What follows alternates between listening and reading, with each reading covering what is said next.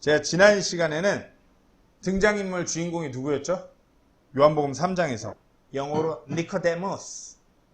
네, 그렇죠. 니코데모. 어려운 거 맞췄다, 상훈 형제.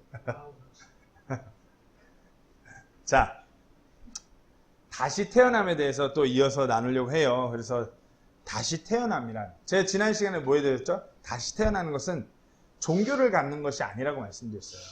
니고데모는 당대 최고의 어찌 보면 종교인이었어요. 당대 최고의 지식인이기도 하고요. 열렬한 바리새인이었고요. 율법의 교사, 선생이었어요.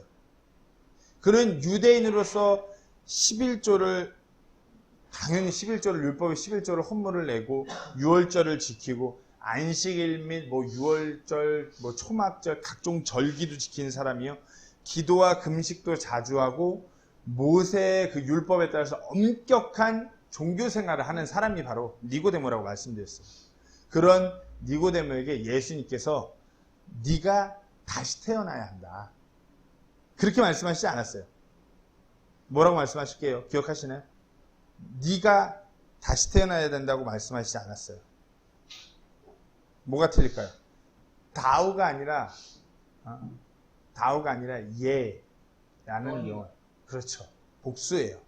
네가 다시 태어나야 되는 거 아니라 너희가 다시 태어나야 된다고 했어요. 즉 다시 말해서 진정으로 다시 태어나지 못하고 그저 어떤 종교적인 생활에 취해 있는 너희들 전부 다 다시 태어나야 된다. 이 말은 어찌 생각해보면 유대인에게만 해당되는 것이 아니라 지금 어찌 보면 온전히 예수님을 인격적으로 받아들이지 못한, 다시 태어나지 못한 그 모든 사람에게 해당되는 것이에요. 선하게 살고 썬데이마다 교회에 다니고 침례를 받고 어떤 각종 종교 행사에 참여하고 어떤 교리에 충실하고 그렇다고 해서 다시 태어난 거 아니에요. 이런 것으로 절대로 다시 태어날 수 없어요. 이와 같은 행위가 수십 년 된다고 해도 다시 태어날 수 없어요. 사람이 다시 태어난다는 것은 어떤 특정 종교를 가진 것을 얘기하는 것이 아니에요. 기독교인을 얘기하는 것이 아니에요. 기독교라는 어떤 종교는 다시 태어나면 어떤 그런 영원한 생명을 주지 못해요. 다시 태어나게 할 수 없어요. 그와 같은 것들은 다시 태어날 수 없다는 것을 우리가 분명히 아셔야 돼요. 그리고 또 다시 태어나면 종교가 아니고 다시 태어나면 도덕이 아니라는 거 우리가 다시 한번 확실히 아셔야 돼요. 어떤 윤리적인 삶, 양심에 충실한 삶, 깨끗이 사는 삶, 물론 좋죠. 중요해요. 그렇잖아요. 그리스도인이 본이 돼야 되는데. 그러나 이와 같은 삶, 윤리적인 삶, 도덕적인 삶, 어떤 선한 삶, 깨끗하게 정결하게 사는 삶이 다시 태어나는 것이 아니라는 것을 분명히 아셔야 돼요. 윤리는 사람을 다시 태어나게 할 수 없어요. 어떤 위선적인 바리새인들, 예수님을 팔아먹은 그 가룟 유다, 재판을 굳게 한 빌라도, 예수님을 모의에 죽인 종교 지도자들 모두를 향해서 예수님께서 너희는 다시 태어나야 한다고 말씀하셨어요. 그리고 그 사람들을 포함한 우리 모두가 다 다시 태어나야 됩니다. 무슨 대역 죄인만 다시 태어나야 되는 것이 아니라 선하게, 소위 정말 남들에게 이 사람은 정말 선한 사람이야, 이 사람은 법 없이도 살 수 있어, 이와 같은 사람도 예수님을 만나지 못했다면 그 사람도 다시 태어나야 되는 것이에요. 심지어는 교회 안에서도 정말 본이 되고 정말 이 사람 보면 하나님 살아계시는 것 같고 그와 같은 사람이라 할지언정 예수님을 인격적으로 만나지 못한 사람이라면 다시 태어나야 되는 것이에요. 좋은 이웃, 유능한 일꾼, 존경받는 교사, 어떤 세상하고 등져갖고 이렇게 하나님만을 바라보면서 살아가는 사람인 것 같은 사람도 어떤 감옥에 있는 죄수나 살인수, 맨날 그 사람들 사기치고 다니는 사기꾼, 폭력을 행하는 폭력적인 어떤 깡패들, 이와 같은 사람들 전부 다 예수님을 만나지 못했다 하면 다 똑같아요. 다시 태어나야 되는 것이에요. 다시 태어나면 도덕이 아니에요. 선한 사람, 악한 사람 할 거 없이 예수님을 만나지 못한 못하였기 때문에 다시 태어나지 않은 사람은 모두가 다 똑같이 다시 태어나야 되는 것입니다. 그리고 또한 다시 태어남은 개혁이 아닌 것이에요. 사람들 중에는 어느 날 갑자기 그 사람의 삶이 완전히 바뀌어버리는 경우가 종종 있어요. 근데 마치 그와 같은 개혁을 다시 태어남이라고 착각하는 사람들이 있어요. 그와 같은 일은 무슨 병을 알아갖고 병원에 입원했다가 태어난 사람도 삶이 싹 바뀌어서 태어난 사람도 있어요. 네? 그렇잖아요. 폐암 걸렸던 환자가 병원에 입원해갖고 폐암 수술을 받고 태어나면은 그 사람 절대로 담배 안 펴요. 후두암 그런 진단받은 사람들 다시는 담배 안 펴요. 담배 있는 자리만 가면 벌벌 떨면서 완전 개혁된 삶을 살아요. 아니면은 간이 안 좋았고 그런 사람들은 그 간 이식 수술을 받기 위해서 병원에 입원했다가 간 이식을 받고 태어난 사람은 다시는 술을 입에도 안 돼요. 개혁이죠. 철저한 개혁. 이와 같은 것이 다시 태어난 것이 아니에요. 교회 갔다고 그래서 이 사람이 갑자기 술, 담배 끊고 되게 그럴싸한 사람으로 바뀌었다고 해서 이 사람이 다시 태어났다는 거 아니에요. 인생의 어떤 삶의 허무함을 깨닫고 가족과 직장 모두 다 등진 채로 어디 가서 수도원 들어가서 하나님만 바라보면서 산다고 해서 이 사람이 다시 태어난 것도 아니고요. 무슨 평범한 그 시민의 삶을 살다가 갑자기 어떤 사회운동, 갑자기 어떤 정치적인 그런 것을 부르짖는 사람으로 사람이 바뀌었다고 해서 다시 태어난 것도 아니에요. 온갖 악행, 전적인 그런 살인, 그런 것다가 교도소에 들어가서 귀하가 되고 교도소에서 출소했는데 완전 새 사람이 됐다고 해서 이와 같이 사람이 싹 바뀌었다고 해서 그것도 다시 태어난 것이 아니에요. 어떤 계기나 큰 충격을 통해서 그 사람의 삶이 완전히 바뀌었다고 해서 그것이 다시 태어난 것이 아니에요. 세상을 보는 가치관, 인생관이 혁명적으로 바뀌고 외적 태도와 삶이 모두 싸그리 바뀌었다고 해도 이것은 다시 태어남이 아니에요. 사람이 바뀌었다, 새 사람 되었다, 딴 사람이 되었다는 어떤 외적인 행위가 결코 다시 태어남이 아니에요. 다시 태어남이라는 것은 우리 안에서 일어나는 완전히 그 놀랍게 일어나는 내적인 변화인 것이에요. 외적인 우리 삶의 외형적인 변화가 아니라 우리 속 중심의 변화인 것이에요. 다시 태어남의 변화는 우리 속 중심에 내가 주인이 아니라 우리 주님이, 우리 주 하나님이 주인된 삶으로 그 주인이 바뀌어버리는 내적인 변화인 것이에요. 다시 한번 말씀드리지만 다시 태어나면 어떤 개혁이 아니에요. 그리고 다시 태어나면은 영이 다시 태어나는 것이에요. 영이. 요한복음 3장 6절 지난주에 나눴던 말씀이죠. 다시 태어나면 영이 다시 태어나는 것이에요. 요한복음 3장 6절 다 같이 한번 읽겠습니다. 시작. 육에서 난 것은 육이요 성령에게서 난 것은 영이니. 다시 태어나는 것은 몸이 아니에요. 몸은 모태에서 우리 어머니 배에서 태어나는 것으로 끝이에요. 다시 태어나는 것은 어떤 정신, 그 혼이 아니에요. 어떤 종교인들은 정신적인 깨달음, 어떤 경지에 다다르는 것, 그것이 다시 태어나면 착각해요. 무슨 방언해야지 다시 태어나고, 무슨 은사를 가져야지 다시 태어나는 거 아니에요. 다시 태어나는 것은 우리의 영이 다시 태어나는 것이에요. 성령에게서 그 영이 우리 속에서 다시 태어나는 것이에요. 하나님은 영이시라고 말씀하셨어요. 성령님께서 일하시사 우리의 영이 다시 태어나는 것이에요. 왜? 하나님은 영이시기 때문에 고로 우리가 다시 태어나야지만 하나님과 연결이 되는 것이에요. 제가 우리 자신을 성경에서는 3분법으로 얘기한다고 그랬어요. 뭐라고 했죠? 영, 그 다음 혼, 육. 이것이 어찌 보면은 핸드폰에 비유한다고 그랬어요. 영은 시그널이에요. 영이 있어야지만 이 소통이 되는 것이에요. 그렇기 때문에 우리 영이 다시 태어나야지만 하나님하고 소통이 되는 것이에요. 그리고 혼이 뭐예요? 혼은 소프트웨어예요. 이 핸드폰 안에 들어간 소프트웨어가 혼이에요. 혼이 여기서 이 소프트웨어 안에서 우리가 뭘 누르고 결정을 지어야지만 이것이 다른 사람은 누구하고 연결이 되고 하는 거예요. 카카오톡 메시지를 여기서 소프트웨어를 통해 보내야지만 연결이 되는 것처럼. 그리고 우리 육은 하드웨어. 이 본체예요.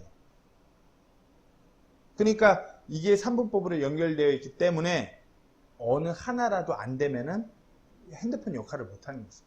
그러니까 똑같이 우리가 삼분법이기 때문에 우리 육도 강건해야 되고요. 우리 혼도 강건해야지만이 영도 강건할 수 있는 것이에요.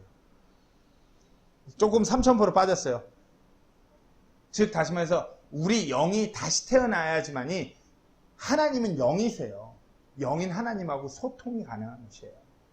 다시 태어나지도 않았는데 그 사람이 백날 무슨 40일 금식 기도를 한들 하나님하고 어떻게 연결이 돼요?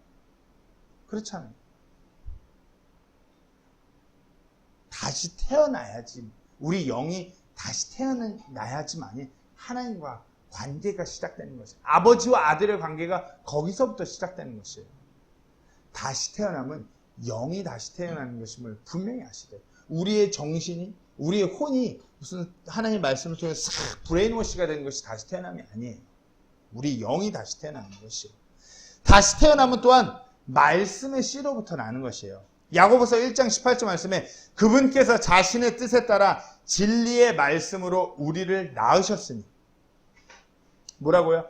그분께서, 우리 주님께서 자신의 뜻에 따라 진리의 말씀으로 우리를 낳으신 것이에요. 베드로전서 1장 23절 말씀에 너희가 다시 태어난 것은 썩을 씨에서 난 것이 아니요 썩지 아니할 씨에서 난 것이니 살아있고 영원히 거하는 하나님의 말씀으로 된 것입니다. 다시 태어나는 것은, 소위 구원받는 것은 하나님의 말씀을 통해서 구원받는 것이지 어느 종교 지도자, 어느 유명한 교회의 어떤 교리 아니에요. 한번 생각해 보세요. 제가 복음을 전할 때, 여기 계신 우리 지체들한테 제가 복음을 전할 때 세상의 어떤 철학을 끄집어내온 적이 있네. 저는 늘 성경책을 폈어요. 왜요? 하나님의 말씀을 통해서, 우리가 하나님의 말씀에서 다시 태어나는 것이에요. 그걸 분명히 아셔야 돼요. 무슨 어떤 교리, 어떤 특정한 역사가 깊은 교리, 천주교회가 주장하는, 그렇죠, 정통적인 자기들의 그런 교회 안에 그와 같은 교리를 통해서 구원받는 것이라고 착각을 해요. 근데 그 근거가 없잖아요. 근거가 자기 교회라고 하는데, 교회의 근거는 하나님의 말씀이에요. 그렇잖아요. 예수님께서 내가 내 교회를 세우리니라고 말씀하셨어요. 그 말씀이 기초가 된 것이 교회예요. 하나님의 말씀이, 즉 다시 말해서 영적 생명을 낳게 하는 씨예요. 다시 태어나면, 다시 말씀드리지만 하나님의 말씀을 통해서 글이 되는 것이에요. 자, 그렇다면 우리가 어떻게 다시 태어날 수 있을까요? 어떻게 다시 태어날 수 있을까요? 오늘 본문 요한복음 1장 13절 말씀이죠. 제가 다시 한번 읽겠습니다. 어떻게 다시 태어날 수 있는가? 요한복음 1장 13절 말씀. 이들은 혈통으로나 육신의 뜻으로나 사람의 뜻으로 나지 아니하고 오직 하나님께로부터 태어난 자들이니라. 어떻게 다시 태어날 수 있을까요? 다시 태어나는 것은 혈통으로 태어나지 않아요. 오늘 본문 요한복음 1장을 어찌 보면 먼저 듣는 사람들이 유대인들이었어요. 유대인들이라고 해서 다시 태어나는 것이 아니에요. 요한복음 3장에서도 니고데모가 유대인이었죠. 유대인이라고 해서 다시 태어나는 것이 아니에요. 그렇다면 유대인이 아닌 이방인이라고 해서 유대인들은 제끼고 이방인만 다시 태어날 수 있는 것도 아니고요. 어떤 독실한 집안이라든지 어머니가 어떤 독실한 믿음의 소유자라고 해서 내가 자동으로 다시 태어나는 것이 아니에요. 다시 태어나면 혈통하고는 전혀 관계가 없어요. 전혀 관계가 없어요. 우리 대한민국 그 크리스찬들이 많이 그 사용하는 단어 중 하나, 정말 잘못된 단어가 하나 있다 그러면은 땡땡 신앙이에요. 땡땡 신앙. 뭘까요? 그렇죠. 모태신앙. 모태신앙이 무슨 타이틀인 줄 착각해요. 모태신앙이라는 것이 어떤 자기 믿음에 엄청 대단한 것을 뭐 믿음의 무엇으로 착각하고 그것을 믿음의 표지로 삼는 사람들도 있어요. 그렇죠. 말도 안 되는 거예요. 물론 뭐 자랑할 만하죠. 우리 믿음 계속해서 대대로 이렇게 몇 대째 뭐 기독교 시방에 뭐 내세울 수 있어요. 근데 그것이 어떤 구원받은 다시 태어났다라는 표징이 결단코 될 수 없어요. 다시 태어나면 혈통으로 되는 것이 아니에요. 뭐 그래서 소위 유아 세례, 엄마 뱃속에서부터 잘 모태신앙으로 믿었으니까 이 아이는 뭐 구원받았다라는 표징으로 그 세례받는 거 아니죠. 제가 다시 한번 말씀드리지만 구원받은 자들은 첫 번째로 구원받고 말씀에 순종하는 사람들이 하는 행위가 침례라고 말씀드렸어요. 신생아는 그렇잖아요. 분별력이 없어요. 이것이 뭔지 하나님의 말씀이 뭔지 몰라요. 그런 애들이 태어나자마자 응애 내가 예수님을 인격적으로 만났으니까 엄마 저 가서 침례받게 해주세요. 근데 그 물속에 잠기는 침례하면 아기가 하마터면 큰일 날 수도 있으니까 물 뿌리는 침례받게 해주세요. 이래서 침례받는 거 아니잖아요. 유아세례는 부모의 욕심이에요. 이 아이가 하나님 믿었으면 좋겠다 하는 어쩌면 부모의 욕심이에요. 근데 막 그것을 마치 대단한 것인 마냥 그렇게 끌고 가요. 아니죠. 혈통으로 나는 거 아니에요. 다시 태어나면 결단코 혈통으로 태어나는 거 아니에요. 복중에서 어머니 뱃속에서부터 어머니가 임신한 채로 교회에 다녔다라는 거 자랑일 수 있겠지만 그것으로 믿음을 물려받을 수 있는 거 아니에요. 그런 식으로 이해하고 믿고 있다라면 그것이 모태신앙이라고 착각한다면 다시 태어나야 돼요. 다시 태어남이 무엇인지 전혀 모르는 사람이에요. 다시 태어나면 결단코 혈통으로 되는 것이 아니에요. 그리고 다시 태어남은 육신의 뜻으로 나는 것도 아니에요. 오늘 본문에 혈통으로나 육신의 뜻으로나 육신의 뜻으로 나지 않는 것이에요. 육체적 노력이나 행위로 결단코 영적인 그 다시 태어남 그 탄생에 이룰 수 없어요. 어떤 고행이나 금욕, 선행이나 수련, 자선이나 어떤 기타 등등 종교적인 행위는 사람들 눈에 보이는 것이에요. 뭐 이와 같은 종교적인 행위로 칭찬과 인정은 받을 수 있겠죠. 그러나 그런 것으로 영적인 출생, 다시 태어남, 그것을 받을 수는 없어요. 아무런 관련이 없어요. 디도서 3장 5절 말씀에 그분께서 우리를 구원하시되 우리가 행한 의로운 행위로 하지 아니하시고 오직 자신의 긍휼에 따라 다시 태어남의 씻음과 성령님의 새롭게 하심으로 하셨고 뭐라고요? 우리가 행한 의로운 행위로 하지 아니하시고 사도 바울이 디도에게 보낸 서신이에요.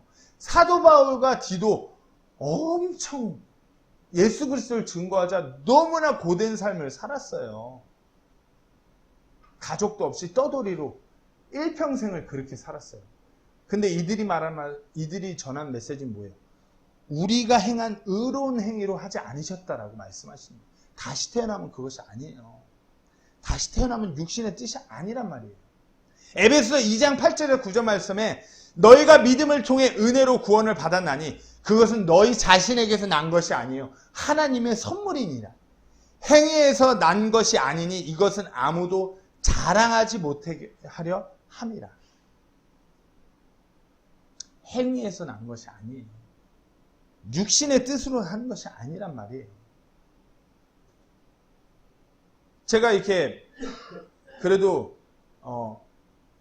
교회를 다닌다는 분들하고 이렇게 복음을, 구원의 확신에 대해서 다시 나누려고 하면은, 이렇게 오늘 죽으시면은 천국 갈 확신이 100% 있냐고 물으면은 막 많은 분들이 이래요. 90%, 80%, 70%. 아, 천국 못 갈 것 같아요. 왜 그런지 알아요? 다시 태어남의 그들의 믿음의 근거가 어떤 육신의 뜻, 행위에 있기 때문이에요.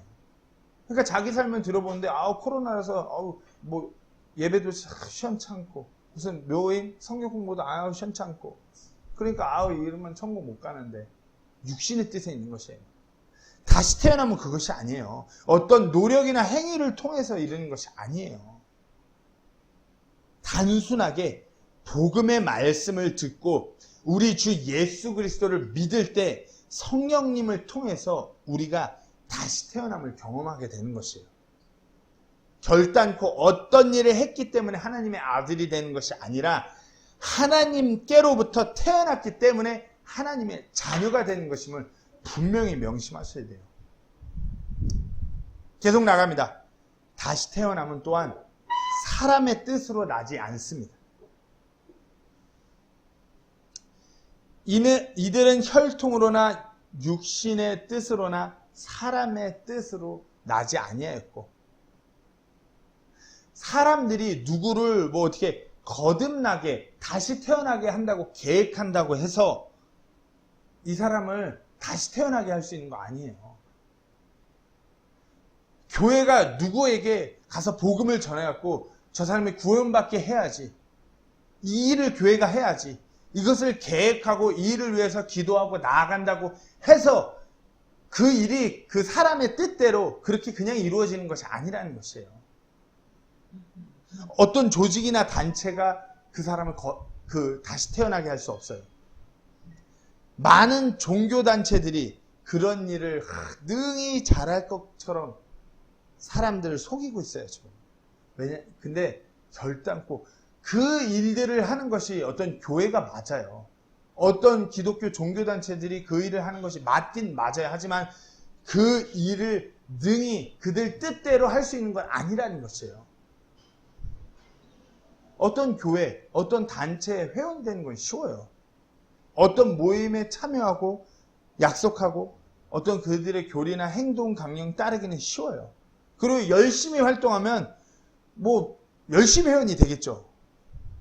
그러나 사람이 만든 어떤 시스템, 어떤 회원 등록 제도가 다시 태어나게 하는 것은 아니에요. 그렇잖아요. 의사가 어떤 뇌수술을 앞두고서 환자한테 가서 그 보호자분, 제가 지금 들어가서 수술하면 이 사람은 다시 살 수 있어요. 이 수술 끝나면 싹 고쳐졌고 그렇게 고침받고 나올 것입니다. 그렇게 말하는 의사 단 하나도 없어요. 의사가 하는 일은 의사는 자기는 정확히 알아요. 수술을 한다고 해서 이 사람이 살지 죽을지 어느 정도 확률적으로 예측은 할 수 있겠지만 의사는 결단코 자기가 수술을 한다고 해서 이 환자가 살 거라고 얘기하지 않아요. 왜? 의사는 살리는 일을 할 뿐이지 자기 자신이 그 환자를 살릴 수 있다라고 생각하지 않아요. 우리 똑같아요. 어쩌면 우리가 교회로서 복음을 전한다고 해서 우리가 누군가를 다시 태어나게 할 수 있는 것이 아니에요. 우리는 어디까지나 하나님께서 명령하신 그 복음, 그 예수 그리스도를 증거하는 그 일을 하는 것이지 우리가 다시 태어나게 하는 것이 아니에요. 어느 교회가 누군가를 다시 태어나게 하는 것이 아니에요. 교회는 그저 예수님께서 말씀하신 그것을 전하는 것이에요. 근데 문제는 이래요. 교회 안에서 성경을 가르치는 어떤 주일학교 교사? 아니면 교회 안에서 무슨 프로그램을, 아니면 교회 안에서 어떤 일들을 맡아서 하는 분들이 다시 태어남이 뭔지도 모르고 그렇게 그냥 종교생활 열심히 하는 사람이 허다해요. 제가 무슨 특정 교회를 비판하는 것이 아니에요. 그냥 지금 현 시점에서 많은 종교적인 교회의 문제점이에요. 거듭 말씀드리지만 교회 안에서 복음이 더욱더 선포돼야 돼요. 왜? 교회 안에 다시 태어날 사람들이 너무나 많기 때문에. 심지어는 강단에서 설교하는 목회자들도 다시 태어나야 될 사람들이 너무나 많아요. 그저 지식이 뛰어나서 학습 능력이 좋아서 직업으로 목사고시를 통과하고서 이렇게 안수받아갖고 목회하는 경우 많아요. 제가 일전에 말씀드렸죠. 어느 유튜브 이런 방송을 봤는데 목사님들 4명, 변호사 1명, MC 1명 이래갖고 토론회를 벌이는데 동성애에 대해서 토론회를 벌려요. 이쪽은 목사, 변호사, 이쪽은 목사님들. 근데 어떻게 목사님들 입에서 세상이 이러하니까, 문화가 이러하니까, 이것은 우리가 교회에서 수용해야 된다. 목사 입에서 어떻게 이런 소리가 나와요? 성경 말씀에서 말하고 있는 것을 온전히 전달하고 전해야 되는 것이 목회자예요. 어떻게 목사 입에서 세상에서 가면 갈수록 문화가 이러니까 교회도 이제 수용해야 된다. 목회 아니죠. 목회자 아니죠. 성경 말씀에서는 분명히 하나님께서 경멸하고 죄에서 돌이켜야지 구원받을 수 있다고 말하고 있어요. 동성애자들도 확실히 알아요. 제가 미국에서 이렇게 문두드리면서 전도를 다닐 때 동성연애자 부부 집을 두드렸어요. 근데 되게 성품이 좋은 동성연애자 부부였어요. 그 사람들이 뭐라 그러는지 아세요? 너가 이렇게 하는 거 되게 고맙게 생각한다. 너가 이렇게 우리 집까지 와서 문 두드려서 복음을 전해주는 것 정말 고맙게 생각한다. 근데 우리는 하나님 믿을 수가 없어. 너도 잘 알지 않냐. 죄에서 돌이켜야 돼. 죄에서 돌이켜서 예수님을 받아들여야 되는데 우리는 지금 우리가 이렇게 서로 좋아하고 하는 행위가 죄인 거 알아. 근데 우린 돌이킬 생각 없어. 미안하지만 그냥 저 옆에 집 가서 두드려줘. 동성애자도 알아요. 자기들이 그렇게 하고 있는 그와 같은 행위들이 부끄러운 것임을 동성애자들도 알아요. 믿음이 없는 사람들도 알아요. 근데 어떻게 목회자들이 그걸 교회 안에서 수용해야 된다고. 그게 공평하신 하나님이라고. 성경은 어디에도 그렇게 써있지 않아요. 물론 우리가 동성애자들한테도 당연히 가서 복음을 전해야 돼요. 교회를 초청해서 예수 그리스도의 그 복된 소식을 들을 수 있게끔 하는 게 맞아요. 교회가 그걸 해야 돼요. 하지만 교회 안에서 동성애는 분명히 하나님께서 경멸하는 죄라고 분명히 말해야 돼요. 그 죄에서 돌이키는 것이에요. 돌이키고 예수님 만나는 것이에요. 그러니까 동성애자가 그 죄라는 것, 자기가 죄인이, 자기 중심이 내가 원하는 것, 내가 좋아하는 것, 내가 좋아하는 그 동성적으로 끌리는 그와 같은 것에서 주님이 내 중심이 되면 돌이키는 것이에요. 그리고 그렇게 돌이킨 사람들 많아요. 마치 그것이 안 된 일처럼 목회자들이 막 그렇게 얘기하는데 그런 사람들 많아요. 이것이 죄임을. 돌이켰는데 자기가 그렇게 그 동성애자들이 그들만의 용어로 식성이라고 그래요. 자기 식성에 맞는 사람들 보면은 예를 들면 이거 식성이 그 사람 식성은 수염을 기르고 뚱뚱한 사람이 그 사람 식성이에요. 그럼 그런 사람만 보면은 막 끌린대요. 예수님 인격적으로 만나고 하나님의 자녀가 됐음에도 불구하고 식성을 보면 막 끌리는 거예요. 그럼 어떻게 해요? 하나님 제발 지켜주세요. 그렇게 기도하는 거예요. 그런 사람 많아요. 예수님 믿고 구원받아서 그리스도인으로 자기 죄하고 맨날 씨름하는 그와 같은 사람 많아요. 근데 어떻게 목회자들이 그래요? 목회자들이 다시 태어나지 않았으니까 하나님의 말씀을 통해서 예수 그리스도의 그 복음을 통해서 다시 태어나지 않았기 때문이에요. 계속 나가겠습니다. 다시 태어남은 오직 하나님께로부터 태어나는 것이에요. 육에서 난 것은 육이고요. 성령으로 나온 것은 영이에요. 이것은 하나님의 일인 거예요. 오늘 본문 말씀이 어떻게 해요? 혈통으로나 육신의 뜻으로나 사람의 뜻으로 나지 아니하고 오직 하나님에게서 태어난 자들이니. 예수님께서 그 일을 위해서 갈보리에서 죽으셨어요.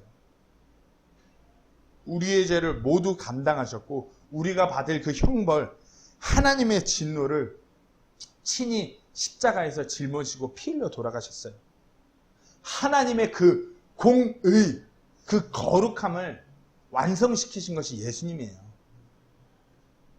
그리고 주님께서 사흘 만에 죽은 자들로부터 일으키시고 하늘로 오르셨어요. 우리를 구원하시기 위해서 행하신 일이에요.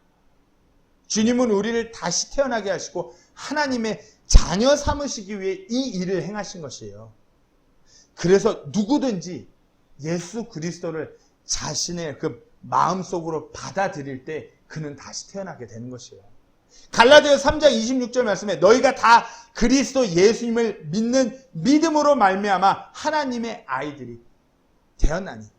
요한일서 5장 12절 말씀에 아들이 있는 자에게는 생명이 있고 하나님의 아들이 없는 자에게는 생명이 없느니라. 다시 태어난다라는 건, 구원받는다라는 건 하나님의 일이에요. 다시 태어나. 소위 구원이라고도 얘기해요. 근데 우리가 다시 태어남이라고 얘기하는 것은 어떤 그 생명의 관점에서 그 구원을 봤을 때 그것을 다시 태어남이라고 얘기하는 거예요. 그러니까 다시 태어남과 구원은 어떤 다른 것이 아니라 하나의 사건인 것이에요. 다시 태어남, 구원은 그래서 성경의 가장 핵심 주제인 것이에요. 그리고 우리 주님을 구원자라고 말하는 것이에요. 하나님은 구원의 하나님이세요. 우리가 듣고 믿은 그 복음은 구원의 복음인 것이고. 그렇잖아요. 물에 빠진 사람을 구하는 사람을 뭐라고 그러죠? 네? 그렇죠. 구조대. 바다에서 일하는 그 물에 빠진 사람 건져내는 사람 해난 구조대라고 그래요. 그리고 뭐 불났거나 뭐 자연재해 뭐 닥친 사람들 구하는 사람을 재난구조대라고 해요. 119라고도 얘기하죠, 우리는. 그렇죠? 망망대해에서 이제 나는 죽었구나. 이제 나는 죽을 거야. 둥둥 떠다니고 있다가 구조대를 만나면 무슨 생각을 하게 되죠? 그렇죠. 이제 난 살았다. 등산하다가 어디로 굴러갖고 넘어져갖고 막 구조를 요청해요. 그러다 막 하루 해가 저물어 가요. 그럼 무슨 생각이 들어요? 나 이제 이렇게 죽겠구나. 그러다가 어떤 후레쉬 불빛과 그 재난구조대 구급대원을 만나면 어떡하죠? 살았다예요. 불이 나갖고 무너져가는 건물 안에서도 무너져가는 그 불길을 보면서 이제 난 죽겠구나 하면서 눈이 감기려고 그럴 때 소방대원, 구조대를 보면은 이제 난 살았다라고 하는 것이에요. 어려움이 크면 클수록 정말 그 상황이 안 좋으면 안 좋을수록 구조대원의 그 구조의 손길은 정말 그 필요성이 더욱더 커지는 것이에요. 우리가 마지막 때라고 말하고 있어요. 복음이 흐릿해져 가요. 세상의 문화는 갈수록 하나님을 등지고 정반대 길로 나아가고 있어요. 이러면 이럴수록 구원의 필요성이 더욱더 커지는 것이에요. 복된 소식이 더욱더 친정 복된 소식으로 전해지는 것이고요. 하나님께서 이 땅에 그 잃어버린 혼들을 찾아오셨어요. 마귀에게 사로잡혀갖고 사망의 그 노예로 살아가는 자들에게 말씀하시는 것이에요. 내가 빚을 다 갚았다. 돌아와라. 이것이 바로 구원이에요. 돌이키면 되는 것이에요. 주님께서 이미 paid full 다 지불하셨어요. 십자가 위에서 다 지불하신 것이에요. 그리고 이 땅에 오셔서 내가 다 갚았으니까 돌아와라. 이 말씀을 전하신 것이에요. 마태복음 20장 28절 말씀에 이와 같이 사람의 아들도 섬김을 받으러 오지 아니하고 도리어 섬기며 자기 생명을 많은 사람의 대속물로 주려고 왔느니라. 예수님께서 이 땅에 오신 이유는 우리의 죄값을 대신 치르기 위해서 오신 것이에요. 이것이 은혜고 이것이 사랑인 것이고요. 디모데전서 2장 6절 말씀에 그분께서 정하신 때에 증언을 받기 위해 모든 사람을 위한 대속물로 자신을 주셨느니라. 주님은 우리를 구원하시기 위해서 자신이 하신 그 놀라운 위대한 일을 성경에 기록해 두시고 우리에게 알려주셨어요. 복음이란 주님께서 우리를 위해, 우리를 대신하여서 우리가 받아야 할 그 형벌, 그 모든 것을 대신 치르신 그것을 말하는 것이에요. 예수님께서 잃어버린 자들을 찾아서 이 땅에 오셨고요. 십자가에서 그 모든 값을 치르셨고 우리를 다시 살리셨어요. 여기에는 어떤 인간의 의나 행위나 노력이 끼어있을 틈이 없는 것이에요. 다시 태어나면 다시 말씀드리지만 구원과 동일한 의미예요. 생명의 관점에서 보는 것이에요.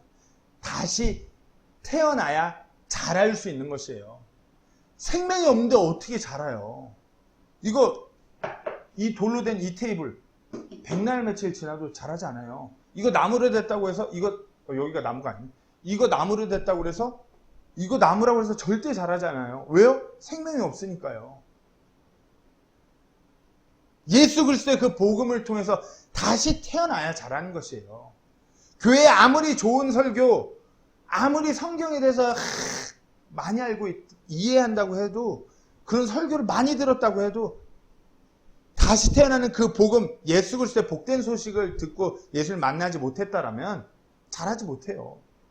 그와 같은 것이 그 사람한테 다 어찌 보면 헛것이에요. 다시 태어나야 영적으로 자랄 수 있는 것이기 때문이에요. 그리스도인으로의 시작은 어떤 교회에 출석하는 것이 아니에요. 내가 성경 통독을 한번 마치는 것이 아니에요. 그리스도인으로서의 시작은 아무리 교회를 몇십 년 다녔다고 해도 시작한 것이 아니에요. 구원받지 않았다면, 믿음이 없다라면 시작한 것이 아니에요. 그리스도인으로서의 시작은 다시 태어남으로부터가 시작인 것이에요. 그 구원이 가장 중대하고 시급한 문제인 것이에요. 그것을 해결해야 되는 것이에요. 자, 마지막으로 우리가 구원받기 위해, 다시 태어나기 위해 꼭 알아야 되는 것, 첫 번째로는 우리가 구원받아야 하는 상태에 있다는 걸 확실히 아셔야 돼요. 구원의 필요성을 인식할 때까지 사람들은 구원해달라고 요청하지 않아요. 자기들이 죄의 문제가 해결되지 않고 죄의 형벌이 자신의 삶 끝에 놓여 있음을 인지하지 않는다라면 구조 요청하지 않아요. 그렇잖아요. 건물 안에서 사람 살려, 사람 살려 이렇게 외치는 사람들은 그 건물이 불이 나갔고 더 이상 오갈 데가 없는 걸 인지한 사람들이 사람 살려 하는 것이에요. 자신의 힘으로 어떻게 할 수 없구나 하는 것을. 그리고 건물 건너편 막 이런 데서 구조대원이 점프하시라고, 자기를 향해 뛰라고, 내가 잡아줄 테니까 뛰라고. 그 사람들이 어떻게 해요? 이대로 있으면, 내가 뛰지 않으면 난 죽겠구나. 그걸 인지한 사람들이 그래도 저 구조대원은 나를 구할 수 있어라고 믿는 사람들이 그 사람을 향해서 자기 몸을 맡기고 점프해서 달리는 것이에요. 왜? 자기 상태를 온전히 알았기 때문에. 아무리 두려워도, 막 고소공포증이 있어도 살기 위해서, 고소공포증에서 이겨내고 내가 점프해야지만 살 수 있다라는 그 상태를 인지했기 때문에 그래서 사는 거예요.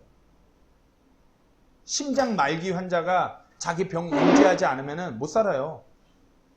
그와 같은 사람이 병원 가는 이유는 내 상태 이대로 되면 난 죽는구나 하기 때문에 병원 가서 그 유명한 의사 찾는 것이에요.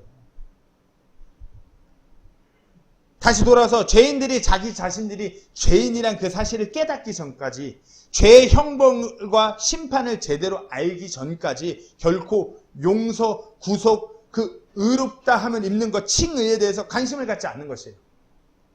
주님께서는 죄인을 구하려고 오셨어요. 그러나 자칭 선하고 의롭고 경건한 자들이 너무 많아요. 법 없이도 살린다고 그렇게 말하는 사람들이 많아요. 그러면서 자기는 그와 같은 것들이 필요 없다고 얘기해요. 왜? 나는 의인이니. 그러면서 복된 소식을 거부해요. 내가 얼마나 기부도 많이 하는데 나는 새벽에 보는 사람 아무도 없어도 신호 다 시키면서 다녀. 내가 무슨 죄인이야. 이와 같은 사람들이 철저하게 깨달아야 돼요. 죄에 대해서, 죄의 결과에 대해서, 죄의 그 심판에 대해서, 죄의 그 형벌에 대해서. 두 번째로 꼭 알아야 되는 것은 우리 스스로가 자신을 구원할 수 없다는 것이에요. 대부분의 사람들은 자신의 죄의 문제는 자기가 어떻게 해결할 수 있을 정도로 생각해요. 어떤 금욕을 통해서, 고행을 통해서, 아니면 어떤 선한 행위를 통해서, 자선을 통해서, 법을 지킴으로, 어떤 철학적 사색, 어떤 정치적인 사상, 어떤 종교를 가짐으로, 어떤 깨달음을 통해서 변화를 꾀하는 것으로 성경이 제시하는 구원이 아니라 나름대로의 자꾸 방법을 꾀해요. 절대 아니에요. 그렇잖아요. 뭐 다른 종교들 봐봐요. 막 묵상, 메디테이션, 그 불교 그 중들은 매일 뭐 그거 하면서 막 묵념? 무슨 수행을 한대잖아요. 그걸 통해서 막 깨달음의 경지에 이른다고. 근데 그 스님이었다가 중이었다가 목사님으로 바꾼 분이 한 분 있는데 왜 목사가 된 이유가 뭐냐니까 자기가 3년 동안 그런 그 절 방 안에서 수행을 하고 그리고 세상에 나와갖고 지나가는 그 여성분 한 명 보니까 3년 수행한 거 헛거래요. 막 이게 아니다 싶은 거예요. 사람은 아무리 수행을 한다 한들 절대로 그것이 변하지 않는다라는 것이에요. 왜? 그것을 죄인이라는 걸 깨닫고 돌아오신 목회자가 있어요. 천주교에서도 그러죠. 무슨 선한 행위를 많이 하고 뭘 연보를 내고 이랬고 연옥에 있는 뭐 우리 조상들이 어떻게 되고 우리가 연옥에서 뭐 천국으로 옮겨갈 수 있고 그러면 얼마나 선한 행위를 어떻게 더 해야 됩니까? 얼마나 더 연보를 내야 됩니까? 다 성경이 제시하는 구원의 방법이 아니에요. 성경이 제시하는 구원의 방법은 오직 우리 주 예수 그리스도를 통한 것이에요. 그리고 우리가 꼭 알아야 되는 것은 아무리 그렇다고 하여도 우리에게 구원받을 방법이 있다라는 것이에요.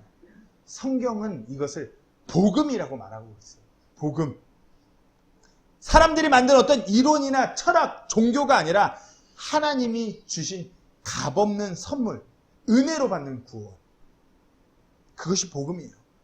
그리고 하나님께서는 모든 사람이 구원을 받기를 원하신다고 말씀하셨어요.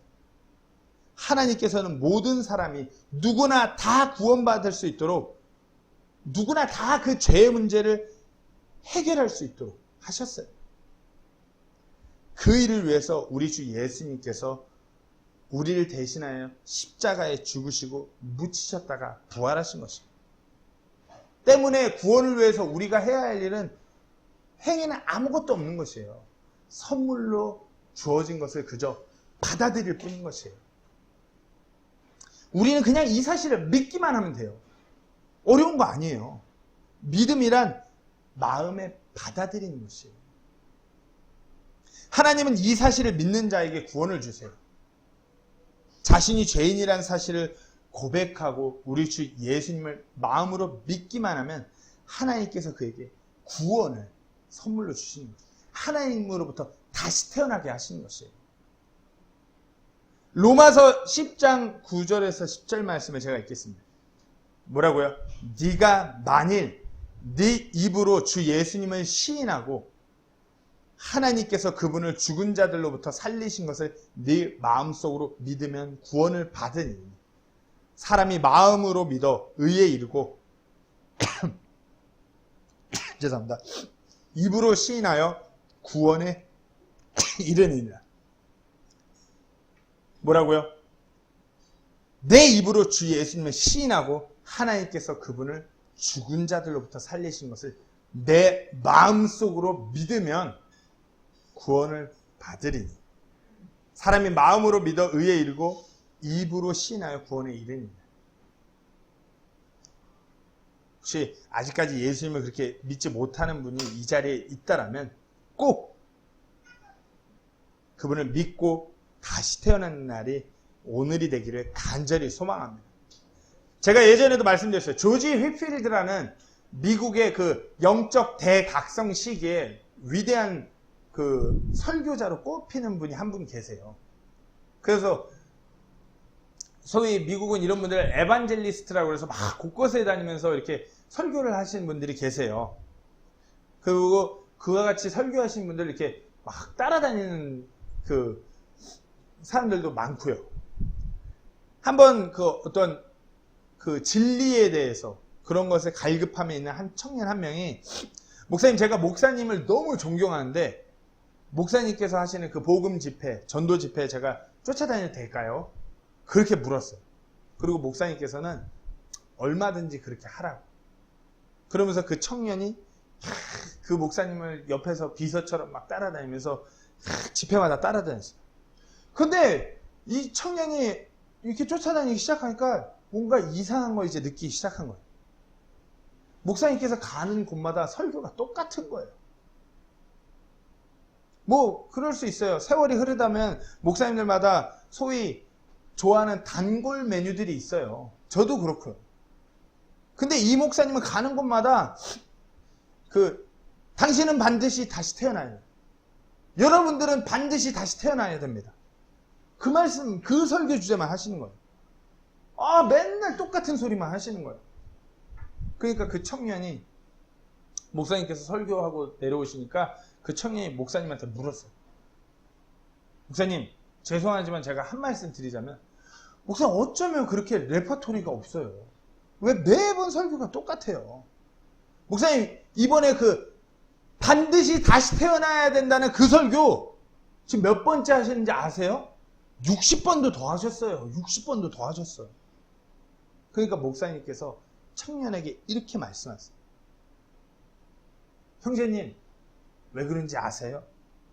왜냐하면 당신이 바로 자네가 다시 태어나야 하기 때문이야. 이렇게 말씀하셨어요. 그래서 이 조지 휘필드라는 목사님은 당신은 다시 태어나야 합니다라는 주제로 300번 이상 동일한 설교를 하셨다고 했어요. 어찌 보면은 저도 거듭 반복해서 이와 같은 설교를 할 거예요. 어찌 보면 오늘 이 시간에도 우리 주님은 이와 같은 메시지를 반복하세요. 왜냐하면은 지금 이 시점에 너무나 많은 사람들이 교회 안에도 다시 태어나야 하기 때문이에요. 교회 안에서 이와 같은 메시지가 가장 우선적으로 선포돼야 해요.